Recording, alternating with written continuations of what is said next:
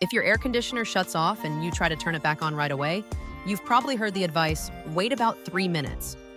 That's not an arbitrary number, it's about protecting the compressor, which is one of the most expensive components in the system.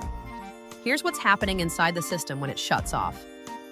Refrigerant pressure on the high side and low side of the system needs time to equalize.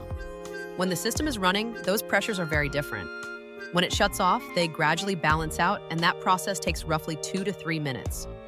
If the compressor tries to restart before those pressures equalize, it's working against an imbalance. That extra load can cause hard starting, draw more current than normal, trip a breaker, or put stress on the compressor motor over time. The kind of wear that shortens its lifespan. The 3-minute figure is a common guideline, not a precise specification.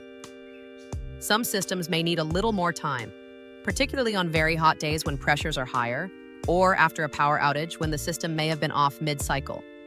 When in doubt, giving it 5 minutes is fine. Many modern thermostats already build in this delay automatically. If you see a message like wait, cool on, or delay active, the thermostat is doing its job. It's protecting the compressor, not warning you that something is broken. That message typically clears on its own within a few minutes. But there are situations where the 3-minute rule isn't the answer.